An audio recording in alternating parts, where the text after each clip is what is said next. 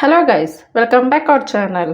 ಇವತ್ತಿನ ರೆಸಿಪಿ ಬಂದು ನವರಾತ್ರಿ ಸ್ಪೆಷಲ್ ಅಮ್ಮನವ್ರಿಗೆ ನೈವೇದ್ಯಕ್ಕೆ ಚಿತ್ರಾನ್ನ ಯಾವ ಥರ ಮಾಡೋದು ನನ್ನ ಸ್ಟೈಲಲ್ಲಿ ತೋರಿಸ್ಕೊಡ್ತಾ ಇದ್ದೀನಿ.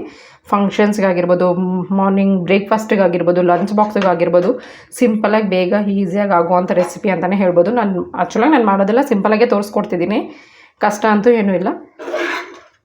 ಈಸಿಯಾಗಿ ಮಕ್ಕಳು ಸಹ ಇಷ್ಟಪಟ್ಟು ತಿಂತಾರೆ, ಅಷ್ಟು ರುಚಿಯಾಗಿರುತ್ತೆ. ನೀವು ಒಂದ್ಸತಿ ಟ್ರೈ ಮಾಡಿ, ಮೇ ಬಿ ನಿಮಗೂ ಇಷ್ಟ ಆಗುತ್ತೆ. ಇಷ್ಟ ಆಗಿದ್ರೆ ಕಮೆಂಟ್ಸ್ ಬಾಕ್ಸಲ್ಲಿ ಕಮೆಂಟ್ಸ್ ಮಾಡಿ ಹೇಗೆ ಬಂದಿದೆ ಅಂತ ತಿಳಿಸಿ.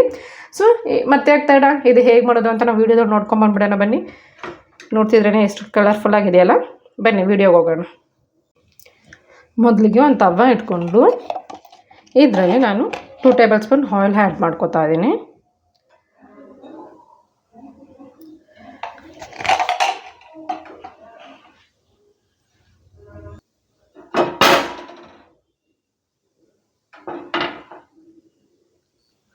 ಇವಾಗ ಇದರಲ್ಲಿ ನಾನು ಒಂದು 5-6 ಗೋಡಂಬಿ ಫ್ರೈ ಮಾಡ್ಕೊತಾ ಇದ್ದೀನಿ. ಆ್ಯಕ್ಚುಲಾಗಿ ಲೆಮನ್ ರೈಸ್ಗೆ ಗೋಡಂಬಿ ಹಾಕಿದ್ರೆ ಇನ್ನೂ ಸ್ವಲ್ಪ ಟೇಸ್ಟ್ ಬರುತ್ತೆ. ದೇವ್ರಿಗೆ ನೈವೇದ್ಯಕ್ಕೆ ಇಡೋದಕ್ಕೋಸ್ಕರ ನಾವು ಸ್ವಲ್ಪ ತುಪ್ಪದಲ್ಲಿ ಮಾಡಿದ ಐಟಮ್ಸ್ ಆಗಲಿ ಅಥವಾ ಗೋಡಂಬಿ ಡ್ರೈ ಫ್ರೂಟ್ಸ್ ಐಟಮ್ಸ್ ಆಗಲಿ ಯೂಸ್ ಮಾಡಬೇಕಾಗತ್ತೆ. ಸೊ ನಾನಿಲ್ಲಿ ಗೋಡಂಬಿ ಫ್ರೈ ಮಾಡ್ಕೊತಾ ಇದ್ದೀನಿ. ಸ್ವಲ್ಪ ಲೈಟಾಗಿ ಫ್ರೈ ಆಗಿದ ತಕ್ಷಣ ಇದನ್ನು ಸಪ್ರೇಟಾಗಿ ಎತ್ತಿಟ್ಕೊಳ್ಳೋಣ. ಸೊ ಇದನ್ನು ಒಂದು ಬೌಲಲ್ಲಿ ಎತ್ತಿಟ್ಕೊಂಬಿಡೋಣ ಸಪ್ರೇಟಾಗಿ.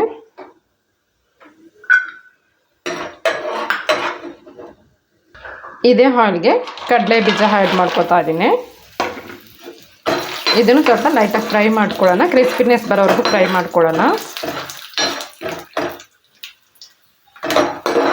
ಇದನ್ನು ಫಸ್ಟೇ ಫ್ರೈ ಮಾಡಿ ಸಪ್ರೇಟಾಗಿ ಎತ್ತಿಟ್ಕೊಂಡು ಲಾಸ್ಟಲ್ಲಿ ಆ್ಯಡ್ ಮಾಡಿಕೊಂಡ್ರೆ ನಮಗೆ ತಿನ್ಬೇಕಾದ್ರೆ ಕ್ರಿಸ್ಪಿಯಾಗಿರುತ್ತೆ, ಮೆತ್ತಗಾದರೆ ಇರೋಲ್ಲ. ನಾವು ಆವಾಗಲೇ ಆನಿಯನ್ಸ್ ಎಲ್ಲ ಹಾಕೋದ್ರಿಂದ ನಮಗಿದು ಮೆತ್ತಗೆ ಆಗ್ಬಿಡುತ್ತೆ. ಹಾಗಾಗಿ ಫಸ್ಟು ಫ್ರೈ ಮಾಡಿಕೊಂಡು ಸಪ್ರೇಟಾಗಿ ತೆಗೆದಿಟ್ಕೋಬೇಕಾಗತ್ತೆ. ಇಷ್ಟು ಸಾಕು. ಇವಾಗ ಇದನ್ನು ಸಪ್ರೇಟಾಗಿ ತೆಗೆದಿಟ್ಕೊಳ್ಳೋಣ.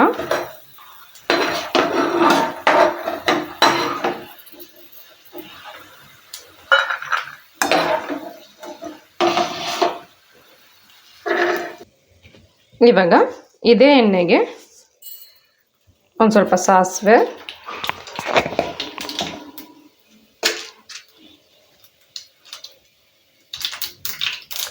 ಒಂದು ಸ್ವಲ್ಪ ಕಡಲೆಬೇಳೆ,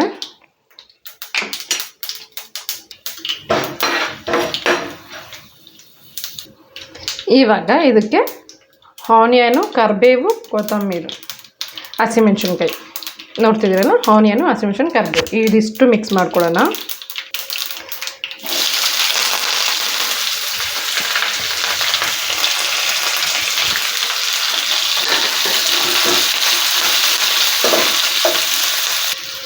ಸ್ವಲ್ಪ ಆನಿಯನ್ ಲೈಟ್ ಕಲರ್ ಬರೋವರೆಗೂ ಫ್ರೈ ಮಾಡ್ಕೊಳ್ಳೋಣ, ಲೈಟ್ ಬ್ರೌನಿಶ್ ಆಗೋವರೆಗೂ.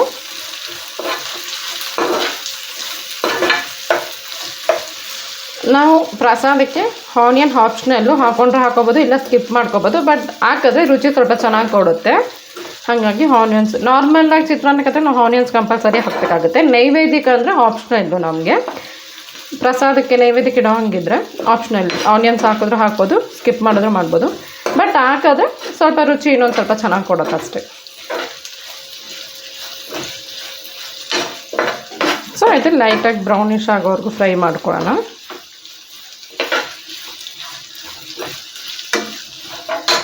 ಇದರಲ್ಲಿ ನಾವೇನು ಹುರಿದಿಟ್ಟಿದ್ವಲ್ಲ ಕಡಲೆ ಬೀಜ, ಇದನ್ನು ಸಹ ಆ್ಯಡ್ ಮಾಡ್ಕೊಳ್ಳೋಣ.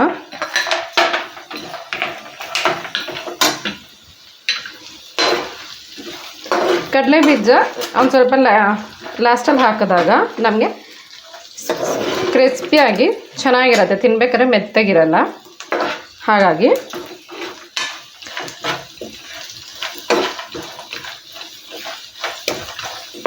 ಬೇಗ ಆಗೋಗ್ಬಿಡುತ್ತೆ. ನಮಗೆ ಮಾರ್ನಿಂಗ್ ಟಿಫನ್ಗೂ ಇದು ಮಾಡ್ಕೋಬೋದು,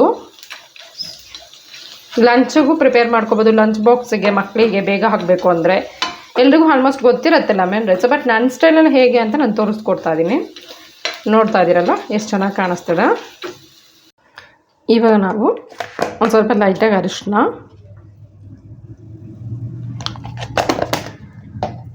ಹಾಗೆ ಸಾಲ್ಟ್, ನಮ್ಗೆ ಉಪ್ಪು ಎಷ್ಟು ಬೇಕಷ್ಟು ನೋಡಿ ಹಾಕ್ಕೊಳ್ಳಿ. ಜಾಸ್ತಿ ಆದ್ರೂ ಸ್ವಲ್ಪ ತಿನ್ನೋಕ್ಕಾಗಲ್ಲ. ಸೊ ಗೊಜ್ಜಲ್ಲಿ ಸ್ವಲ್ಪ ಹಾಕ್ಕೊಳ್ಳಿ. ಮತ್ತು ನಾವು ರೈಸ್ ಮಿಕ್ಸ್ ಮಾಡ್ಕೋಬೇಕಾದ್ರೆ ಒಂಚೂರು ಲೈಟಾಗಿ ಹಾಕ್ಕೊಂಡ್ರೆ ಆಗುತ್ತೆ. 1 ಪಿಂಚ್ ಆಗೋಷ್ಟು ಹಿಂಗು ಲೈಟಾಗಿ, ಹಾಗೆ ಸ್ವಲ್ಪ ಕಾಯಿ ತುರಿ.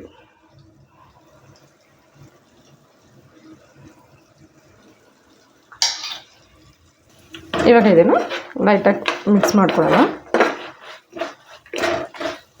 ಕಾಯಿ ತುರಿ ಹಾಕೋದ್ರಿಂದ ಟೇಸ್ಟ್ ಇನ್ನೂ ಸ್ವಲ್ಪ ಚೆನ್ನಾಗಿ ಕೊಡುತ್ತೆ ಲೆಮನ್ ರೈಸ್ಗೆ. ನಾವು ಯಾವಾಗಲೂ ಒಂದೇ ಥರ ಮಾಡಿ ಬೇಜಾರಾದಾಗ ನಾವು ಈ ಥರ ಡಿಫ್ರೆಂಟ್ ಸ್ಟೈಲಲ್ಲಿ ಮಾಡಿದ್ರೆ ರೆಸಿಪೀಸ್ ಆಗಲಿ ಏನಾದರೂ ಆಗಲಿ ಆಗ ತುಂಬ ಚೆನ್ನಾಗಿ ಟೇಸ್ಟ್ ಇದ್ದರೆ ಮನೇಲಿ ಎಲ್ಲರೂ ಚೆನ್ನಾಗಿ ತಿಂತಾರೆ, ಹೊಟ್ಟೆ ತುಂಬ ತಿನ್ಬೋದು, ಯಾವುದೇ ರೀತಿ ಕಂಪ್ಲೇಂಟ್ಸ್ ಇರಲ್ಲ. ಸೊ ಮಕ್ಕಳು ಸಹ ಬಾಕ್ಸಿಗೆ ಹಾಕಿದ್ರೆ ಫುಲ್ ಬಾಕ್ಸ್ ಖಾಲಿ ಮಾಡ್ಕೊಂಬಂದಿರ್ತಾರೆ, ಅಷ್ಟು ಚೆನ್ನಾಗಿರುತ್ತೆ. ಒಂದು ಸತಿ ನೀವು ಟ್ರೈ ಮಾಡಿ ನನ್ನ ಸ್ಟೈಲಲ್ಲಿ. ಜಸ್ಟ್ ಒಂದು 2 ಮಿನಿಟ್ಸ್ ಬಿಡೋಣ, ಯಾಕಂದರೆ ನಾವು ಅರಶಿನ ಏನು ಹಾಕಿದ್ವಿ ಅದೊಂದು ಸ್ವಲ್ಪ ಲೈಟಾಗಿ ಹಸಿ ವಾಸನೆ ಹೋಗೋವರೆಗೂ ಸ್ವಲ್ಪ ಒಂದು 2 ಮಿನಿಟ್ಸ್ ಬಿಟ್ಬಿಡೋಣ ಇದನ್ನು. ಅದು ಹಸಿ ವಾಸನೆ ಹೋಗಿದ ತಕ್ಷಣ ನಾವು ಇದರಲ್ಲಿ ಲೆಮನ್ ಜ್ಯೂಸ್ ಆ್ಯಡ್ ಮಾಡ್ಕೋಬೇಕಾಗತ್ತೆ.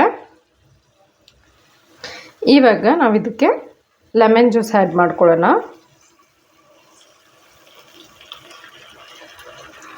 ನಿಮಗೆ ಲೆಮನ್ ಇಷ್ಟ ಆಗಿಲ್ಲ ಅಂದರೆ ಹುಣಸೆಹಣ್ಣು ಗೊಜ್ಜು ಸಹ ಆ್ಯಡ್ ಮಾಡ್ಕೋಬೋದು. ಬಟ್ ಹುಣಸೆಹಣ್ಣು ಜಾಸ್ತಿ ಯಾರೂ ರೇರಾಗಿ ಇಷ್ಟಪಡೋಲ್ವಲ್ಲ, ಹಾಗಾಗಿ ಲೆಮನ್ ಜ್ಯೂಸ್ ಆ್ಯಡ್ ಮಾಡಿಕೊಂಡ್ರೆ ತುಂಬ ಚೆನ್ನಾಗಿರುತ್ತೆ. ಹುಣಸೆಹಣ್ಣಲ್ಲಿ ಸಹ ತುಂಬ ಚೆನ್ನಾಗಿರುತ್ತೆ. ಅದನ್ನು ಯಾವ ಥರ ಮಾಡೋದು ಅಂತ ನೆಕ್ಸ್ಟ್ ಎಪಿಸೋಡಲ್ಲಿ ತೋರಿಸ್ಕೊಡ್ತೀನಿ. ಎಲ್ಲರೂ ರೈಸ್ ಮಿಕ್ಸ್ ಮಾಡಾದ್ಮೇಲೆ ಲೆಮನ್ ಹೋಯಿದ್ರೆ ನಾವು ಗೊಜ್ಜಲ್ಲೇ ಲೆಮನ್ ಮಿಕ್ಸ್ ಮಾಡೋದ್ರಿಂದ ಸ್ವಲ್ಪ ಟೇಸ್ಟ್ ಇನ್ನೂ ಸ್ವಲ್ಪ ಹುಳಿ ಉಪ್ಪು ಖಾರ 3 ಕರೆಕ್ಟಾಗಿ ಒಳ್ಳೆ ಕಾಂಬಿನೇಷನಲ್ಲಿ ಟೇಸ್ಟ್ ಕೊಡುತ್ತೆ. ಒಂದು ಸತಿ ನೀವು ಟ್ರೈ ಮಾಡಿ, ಆವಾಗ ನಿಮಗೆ ಗೊತ್ತಾಗುತ್ತೆ ಹೇಗೆ ಬಂದಿದೆ ಟೇಸ್ಟು ಅಂತ. ನಾನು ಯಾವಾಗಲೂ ಇದೇ ಥರನೇ ಮಾಡೋದು, ನಾರ್ಮಲಾಗಿ ಮಾಡೋಂಗಿದ್ರೆ.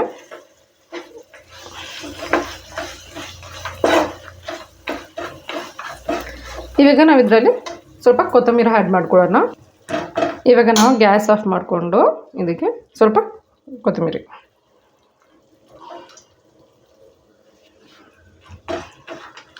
ನೋಡ್ತಾ ಇದ್ರಲ್ಲ ಲಂಚ್ ಟೈಮ್ ಲೆಮನ್ ರೈಸ್ ಗೊಜ್ಜು ಯಾವ ಥರ ಮಾಡೋದು ಅಂತ ತೋರಿಸ್ಕೊಡ್ತಿದ್ದೀನಿ, ನೋಡಿದ್ರಲ್ಲ. ಇವಾಗ ನಾವು ಇದಕ್ಕೆ ವೈಟ್ ರೈಸ್ ಮಿಕ್ಸ್ ಮಾಡ್ಕೊಳ್ಳೋಣ. ನಿಮಗೆ ಗೊಜ್ಜು ಜಾಸ್ತಿ ಆಯಿತು ಅಂದರೆ ಇದನ್ನು ನಾವು ಒಂದು ಡಬ್ಬದಲ್ಲಿ ಸ್ಟೋರ್ ಮಾಡಿಕೊಂಡು 2-3 ಡೇಸ್ ಸಹ ನಾವು ಯೂಸ್ ಮಾಡ್ಕೋಬೋದು. ಫ್ರಿಜ್ ಇದ್ದರೆ ಫ್ರಿಜ್ಜಲ್ಲಿ ಒಂದು ವಾರ ಸಹ ಇಟ್ಕೊಬೋದು, ಏನು ಯೂಸ್ ಆಗಲ್ಲ. ಯಾಕಂದರೆ ಇದರಲ್ಲಿ ನಾವು ಲೆಮನ್ ಜ್ಯೂಸ್ ಆ್ಯಡ್ ಮಾಡೋದ್ರಿಂದ ಹುಳಿ ಇರೋದ್ರಿಂದ ನಮಗಿದು ಬೇಗ ಕೆಟ್ಟೋಗಲ್ಲ, ಒಂದು ವಾರವರೆಗೂ ನಮಗಿದು ಯೂಸ್ ಆಗುತ್ತೆ. ಸೊ ಫ್ರಿಜ್ಜಲ್ಲಾದರೆ ಒಂದು ವಾರ ಯೂಸ್ ಮಾಡ್ಕೋಬೋದು, ಔಟ್ಸೈಡ್ ಅಂದರೆ ಒಂದು 3 ಡೇಸ್ ಇಟ್ಕೋಬೋದು. ಇವಾಗ ನಾವು ಇದರಲ್ಲಿ ರೈಸ್ ಮಿಕ್ಸ್ ಮಾಡೋಣ. ನಾನು ಇದು ಗೊಜ್ಜು ಸ್ವಲ್ಪ ಜಾಸ್ತಿ ಆಗಿರೋದ್ರಿಂದ ನಾನು ಸಪ್ರೇಟಾಗಿ ಒಂದು ಬೌಲಲ್ಲಿ ಎತ್ತಿಟ್ಕೋತಿದ್ದೀನಿ. ನನಗೆ ರೈಸಿಗೆ ಎಷ್ಟು ಬೇಕು ಅಷ್ಟು ಮಾತ್ರ ನಾನು ತೊಗೋತಾ ಇದ್ದೀನಿ.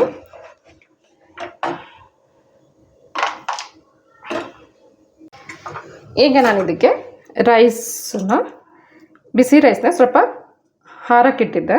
ಆಮೇಲೆ ನಾವು ರೈಸ್ ಆ್ಯಡ್ ಮಾಡ್ಕೊಳ್ಳೋಣ.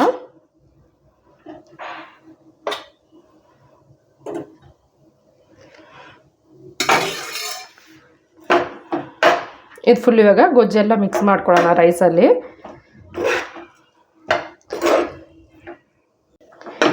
ಇವಾಗ ನಾವು ಇದಕ್ಕೆ ಫುಲ್ ರೈಸೆಲ್ಲ ಮಿಕ್ಸ್ ಮಾಡಾದಮೇಲೆ ಹುರಿದಿಟ್ಟಿದ್ದ ಗೋಡಂಬಿ ಸಹ ಆ್ಯಡ್ ಮಾಡ್ಕೊಳ್ಳೋಣ. ಹಾಗೆ ಒಂಚೂರು ನಾನು ಕಡಲೆ ಬೀಜನೂ ಎತ್ತಿಟ್ಟಿದ್ದಲ್ಲ ಇದನ್ನು ಆ್ಯಡ್ ಮಾಡ್ಕೊಳ್ಳೋಣ. ಸೊ ಸಿಂಪಲ್ಲಾಗಿ ನನ್ನ ಸ್ಟೈಲಲ್ಲಿ ಲೆಮನ್ ರೈಸ್ ಗೊಜ್ಜು ವಿತ್ ಲೆಮನ್ ರೈಸ್ ಹೇಗೆ ಮಾಡೋದು ಅಂತ ತೋರಿಸ್ಕೊಟ್ನಲ್ಲ. ಐ ಹೋಪ್ ನಿಮಗೆ ಈ ವಿಡಿಯೋ ಇಷ್ಟ ಆಗಿದೆ ಅಂತ ಅನ್ಕೋತೀನಿ. ಇಷ್ಟ ಆಗಿದೆ ಪ್ಲೀಸ್ ಲೈಕ್ ಆ್ಯಂಡ್ ಶೇರ್ ಮಾಡಿ. ಹಾಗೆ ಯಾರೆಲ್ಲ ನನ್ನ ಚಾನಲ್ ಸಬ್ಸ್ಕ್ರೈಬರ್ ಆಗೋದು ಮರಿಬೇಡಿ ಅಂತ ಹೇಳ್ತಾ, ನೀವು ಒಂದು ಸತಿ ಟ್ರೈ ಮಾಡಿ, ನಿಮಗೂ ಇಷ್ಟ ಆಗುತ್ತೆ. ನೀವು ಹೇಗೆ ಬಂದಿದೆ ಅಂತ ನನಗೆ ಕಾಮೆಂಟ್ಸ್ ಬಾಕ್ಸಲ್ಲಿ ಕಮೆಂಟ್ಸ್ ಮಾಡಿ. So thank you for watching guys. ನಿಮಗೂ ಇನ್ನೂ ಹೊಸ ರೆಸಿಪೀಸ್ ಬೇಕು ಅಂದರೆ ನೀವು ಕಾಮೆಂಟ್ಸ್ ಬಾಕ್ಸಲ್ಲಿ ಕಮೆಂಟ್ಸ್ ಮಾಡಿ, ನಾನು ನಿಮಗೆ ಮಾಡಿ ತೋರಿಸ್ಕೊಡ್ತೀನಿ. Thank you for watching guys. ಇದೇ ಥರ ನಿಮ್ಮ ಸಪೋರ್ಟ್ ಯಾವಾಗಲೂ ಇರಲಿ.